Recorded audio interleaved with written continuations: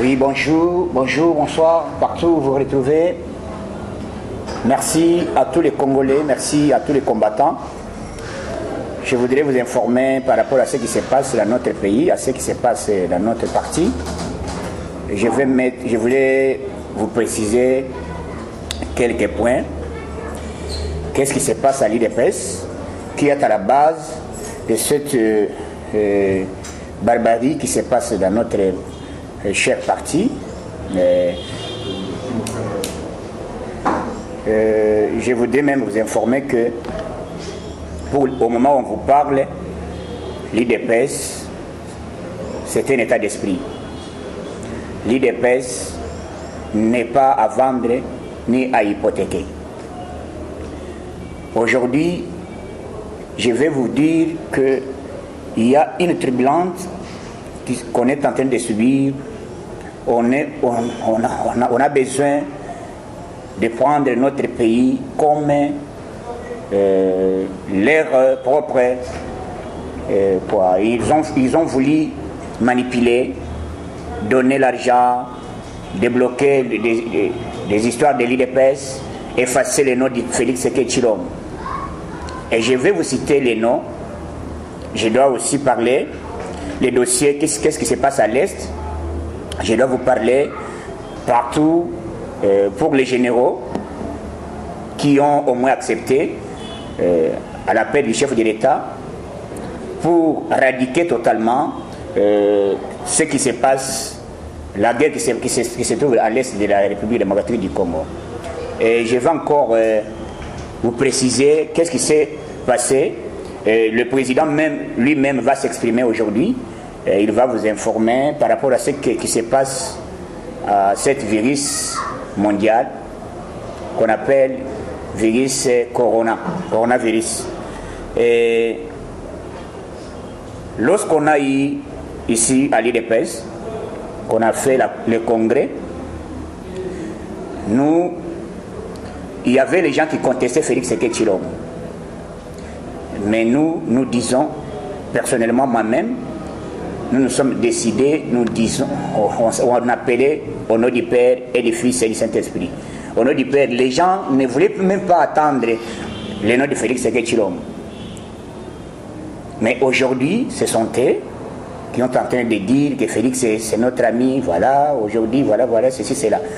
Mais je vais vous informer, mes frères à moi, qu'il y a des choses, mais dans tout cas, la guerre a changé le camp. Il y a les méthodes maintenant, ils ont maintenant débloqué l'argent. Il y a des gens du FCC, il y a des gens de la MOCA, il y a des gens entre autres, du Cash.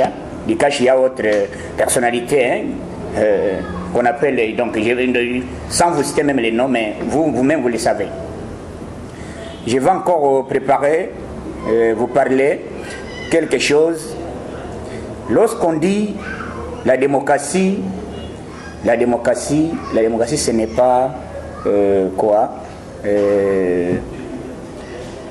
ce n'est pas anarchique. Vous comprenez?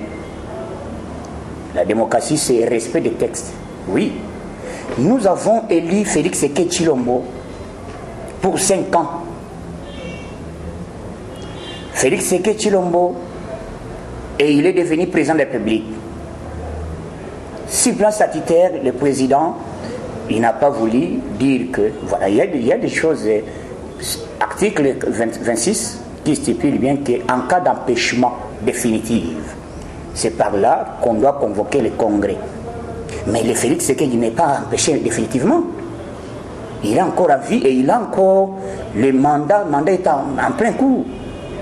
Comment on a voulu chasser, effacer le nom de Félix Tshisekedi Tshilombo à travers Jean-Marc Kabound et Augustin Kaboui? Ce n'est pas Félix, ce n'est pas Jean-Marc et Augustin Kaboui qu'on est en train de combattre. Et je vous informe, mes frères à moi, ce n'est pas Jean-Marc Kabound.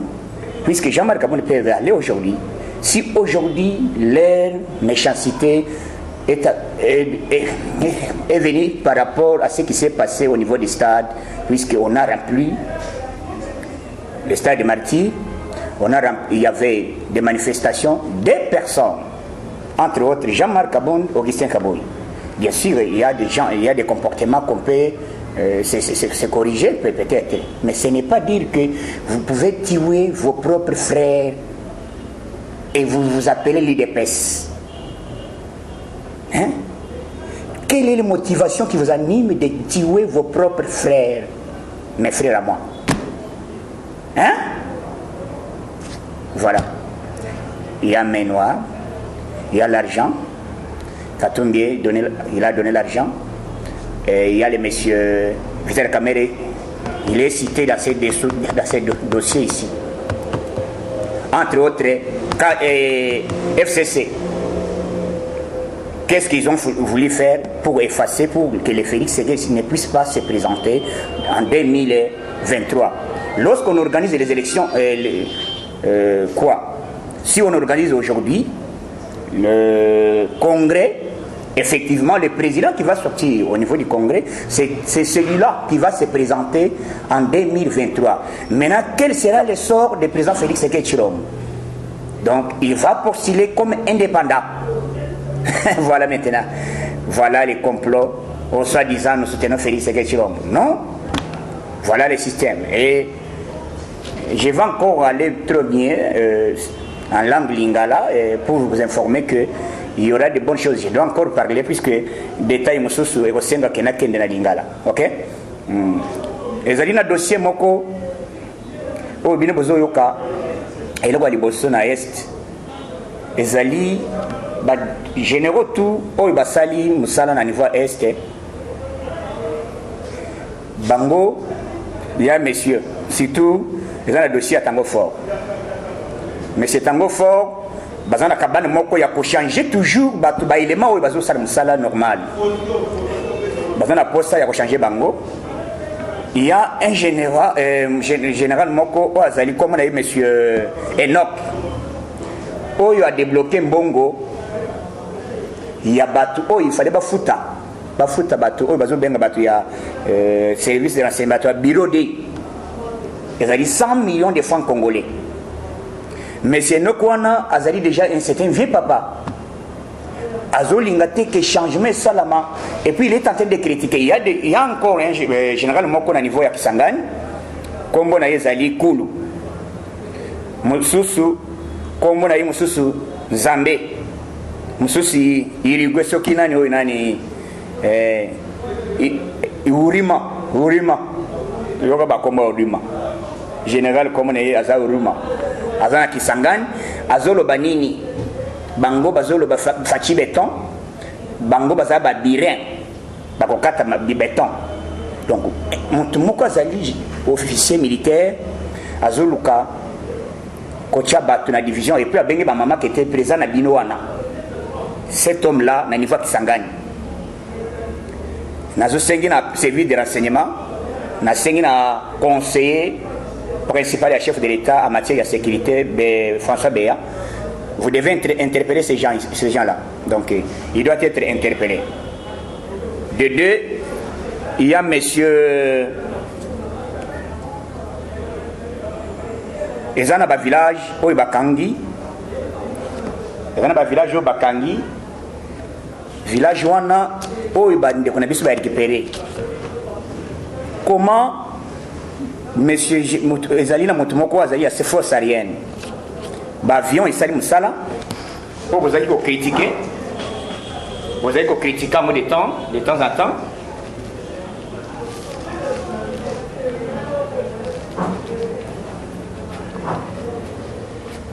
Vous allez critiquer en haut. Mais Basali Moussala avec Fachi, tout le monde armé et yeux en plein. Avion au bino bobonenga bibobolo ba hélicoptère bobengi yango kombo mususu awe ezali bobengi yango Sokoi ba avion wana lelo yango nde sali musala esali bombardement na niveau est ba bombarder ba sali musala ba récupérer Madina ba récupérer nani mais oyo azali chargé ya opération ya bombardement azali Azo Salam Salate, même au niveau hôtel, Azo Zoulia bien té, Azo Zoé Suente, Nan Yaza la base, ceux qui m'ont à Salim Salam Alamo, ils ont des bâtiments qui sont récupérés, bah effacer le tableau pour qu'il est na minute oyo. Makambo elingi zonga na village oyo tozobenga Lae, na Aba, na Kididiwe. Kuna bon ba accrochage ezali. Donc quand il y a bâtiment soit ezali ba mafié, tout le président nazo senga. Na sengi en tout cas comme garant de bon fonctionnement, il faut changer tous les généraux. Tango for azala d'abord effacer le tableau na minute. Dossier na ezali nini azolinga bato oyo bazosala musala malamu te mutu azala base ya makambo oyo ezali kosala na es surtout lui makambo wana ezokosesete lelo sikoyo oyo général oyo bayaki awa oyo tozali kobenga wa repelaki madina Chiko azawa bainterpele soki likambo nini ezali toyebi te Chiko asali nini ce que vous avez reproché, oh, je suis quoi, ça, il faut bâtir qu'il y a un sala musala. Batiki, pour terrain, et à la barre récupérée, ça va bien, ça m'a. Donc, il y a quand même des amis qui sont là. Des amis que, soldat tout, il y a un président, oh, il y a un bête zigzag, il y a un complot, il y a bien planifié au niveau armé.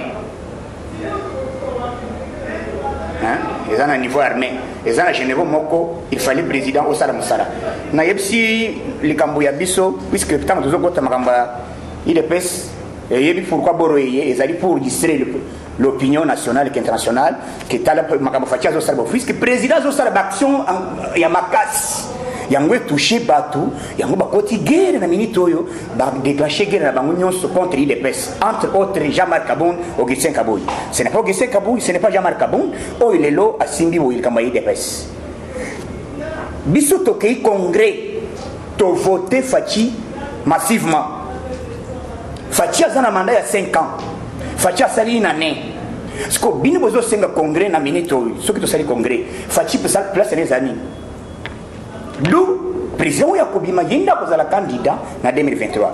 Voilà le complot ya ténèbres contre le président de la République Yangoui. Donc biso tozo senga ba congolais nyos ba combattant nyos ba comprendre. Vous comprendre ndeko na yo komi ko baré ozo ya na mulangi obo mandeko na yo ozo na machette obo mandeko na yo IDPS. Wana zali kwamba IDPS stay. Et komi lo moko terrible. Donc, ce que nous avons fait, c'est la vie de la mission. Monsieur Zali que Mbongo Bimaki. Il y a déjà que il y a un ensemble, quand il y a un parti politique. Mais à Tindi, na terrain, Zali Francis Kalom, ou à recruter l'association Nyos pour créer un parti politique. Mbongo Bimi. Na niveau FCC, parce que tout fait que Magamo Fatia au service qui y a un complot terrible. Et c'est ça que je pense que Magamboué est fonctionné normalement. Tout le monde est au côté na cash. Vous avez comme tout le monde sans INC, sans une parcelle, sans INC. Abandonne la campagne wana. Abandonne la campagne wana. Mais les lots, tout comme il Magamuzamba zo dévoilé. Patience na biso et fouti. Tozoyebi complot. Toyebi que décision ezali que effacer Fachi pour que a se présenter puisque Fachi a déjà un espoir et puis décision déclaration kabunda lobby que tokozala wana timo koleyo sokoya voilà le complot oyo moni ba guerre nyonso est déclenché. Je vais vous informer que l'IDPS et kotikala ko effacer ko longwa te ezali wana l'IDPS yango tozali tokolemba te tozame moral tozali président de la République tozo soutenir na action nyonso donc na syndicat kana ba généraux président ningisa niveau armée. Pour ma mboka etambola bien zo senga koningisa ba généraux ko changer. Pourquoi est bato moko kaka moko wana ba komanda kaka? Pourquoi bazongisi monsieur nani Chiko? Monsieur oyo ko nani général oyo bazawa ali mbongo nani oyo dossier enoko. Papa mukolo. Ni asali. Faut mieux que ça papa cool. Haïkota na dossier puisque makambo ezali que dossier ba généraux bazolinga ba senga pale bazolo ba bêtise balo bakete moi muntu anomanga ezali Kabila muntu apesa ngai asinya apesa nga pete ezali Kabila ezali fait alchite ezali betonté vous comprenez maintenant qu'il y a un danger au niveau armé, il y a un danger. Donc le président n'a pas su Masolo, il se le fungama. Donc ministre de la minute excellence, en tout cas il faut qu'on soit Makamboyo avec respect, avec le temps où il y a que Makambo et qu'il est bien dans le Canabiso. Bato bakolingate que moka tambre bien puisque zali bato na système ya kalanyo swana. Il faut les changer, il faut qu'on change dans l'équipe nyos mobimba. Souci na biso ngwana. Donc tous amis moral malgré bato bazo kende de gauche à droite quoi s'attaquer ko lukaboye il est passé panzana, il est passé ko panzana te. So qu'il est passé panzani lobake biso il est passé zani. Il a état d'esprit. Mais il est plus haut, il a fachi. Le Bible, Jean-Marc n'a pas qualité de convoquer les congrès. Ce sont toujours ces gens-là. Je regrette, il y a des professeurs à l'université, mais je regrette. Avec raisonnement, oui. Vous dites que les lots, Jean-Marc Aboun a nommé Abimi dans le contexte a nommé Augustin Kabouya. Alors on a 72 heures. Maintenant, quel contexte Oyo Bino Boya ko zonga place wana. Oh, ils école qui parti au boy boy. Non, bozo lingande bo effacer fachi. Ba congolais bo fonga la mise. Bo fonga la mise. To si to comprendre j'ai heureusement président Yamoko a s'exprimé pour la makambo ya coronavirus. Bozo eloko wana avec eloko moto puisque mboka ezo kotamba la mabe, bo simba bo sokola ka maboko à tout moment pour que mboka na biso etamba malamu. Donc nazaki na mwa moke ya koyebisa bino que mboka parti ezali bien, parti ezali ko se comporter bien na linga ina interpeller mémoire même ya ministre de défense ndeko na biso ministre de défense vice ministre na biso nani Sylvain Mutombo chargé délégué donc na sengio landela sikoyo makambo ezali wana pourquoi kiri batwana basisi guerre bazam siko bakomi ko luka bango oui longola puisque ezali problème yake nomination tango ekoya ezo siko ba dieu wana ba odi ba ezali pion président il faut que ça nettoyage il faut nettoyer c'est ça donc makambo nazaki nango lelo na poko alelo pona yebisa bino ezali ka ba ke IDPS ezali sauf que ba préparer kumo ko makas na trois composantes FCC la muka na kashe wo tozana katia kashia ya chips yoyo donc azawan chips yoyo tinto nde makambo zawana mais tozali toujours derrière président toujours sénérier. Moi je ne suis pas là nazate ce qui fait le but était kabunda nazali boya travailler bien ce qui fait le but était Augustin directement nandimi wana wo puisque fati nde to pesi mandat na congrès ce mandat na ibozo linga yekende wapi ba congolais ba combattants ba so vraiment et le konanga yango wana merci beaucoup merci Dieu merci que toza peut-être dossier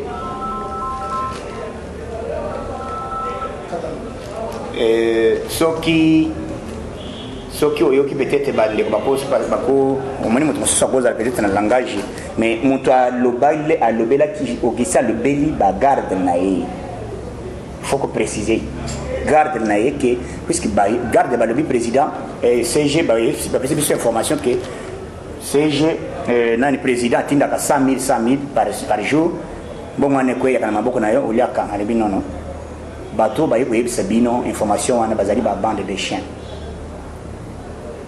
afingi bana na ye andako donc bien sûr les ali kamuyate que botozo yango bien sûr tozo yango contexte ya kofinga ndi yango nde sali lelo que bato bakufa wotu maleko na yo donc likambo ya kofinga bana yango esengi congrès non ezalaki kabana préparé depuis janvier. Il faut réussir. Le plan Isaac Mbongo de Bima, je vous dis. Isaac plan que Boroyo et Beta Fachaz allaient effacer les tableaux. Et ça, quand il y a aussi un puisque Bande de Tozana Bango. Kota, Augustin Zana, Tozana, le conseil disait, Montango Zana, ministère, Augustin, Batangata Mibali Misato. Bazate. Et donc, vous avez quoi acquisé Augustin? Ezali que puisque bazoma nazali bomani motoko solo makamususu confiance à président il faut que longola batouana donc batunyon so ba kolongola batou bazana confiance à président de la République pour azanga déséquilibre azanga équilibre akoma kotala ndenge ni yakosala puisque po bato wana bakoya ya sika badeboulone batie plan yango wana eza makambo nyonso bazoloba te ke Augustin asi bafingi ye o bandeko na ngai biso na bandeko na ngai ya dipoge tovandaka tomonaka tosolaka chaque jour tozalaka bato moko mais toweleli nini bango mpe oitola basikoyo bazokana yo kosala asali nini na dossier oyo ozo comprendre ke teza plan ya koefase batete ya koefase bato bazoloba bazostenir so le plan yango wana je ne mettrai jamais tant que je suis en vie. Donc je dois défendre toujours l'IDPS, je dois défendre toujours Fachi na makamunyo sur nazo kendo sala donc na ko tikate. Merci beaucoup. OK. Eshima, votre magazine qui bat au rythme de l'actualité. Retrouvez la nouvelle édition. En ce mois de mars consacré mois de la femme en RDC, Eshima Magazine vous fait découvrir un ovni politique. Fifi Masuka, vice-gouverneur de la province du Lualaba, symbole de réussite dans un univers masculin. Mama Africa, lève-toi, le mot d'ordre d'une femme de foi. Découverte, Sélé Lagouli, le gardien du trésor. Mobilisation des recettes, rigueur naturelle, les nouvelles argentiques congolais rassurent. Focus, ministère du budget, Jean Baudouin Maillot imprime sa marque dans l'exécution de la loi des finances. Patience Saïba Tamboué, Logefrem contribue à la matérialisation de l'émergence de la RDC. Dossier Eshima, nomination des hauts magistrats, lueur d'espoir. Nation, interview de Christian Matata. Augustin Kibassa annonce un projet intégrateur pour booster les secteurs du numérique en RDC. Bourse d'études, amélioration des conditions et complicité avec les étudiants, Thomas Luaka Losenjola convainc. Michel Moulumba Tumpaka, les modèles de réussite et de loyauté pour la jeunesse. Culture, Mwanankazi, un statut familial particulier. Retrouvez l'intégralité du magazine Eshima dans les kiosques. Eshima Magazine, un nouveau standard d'information.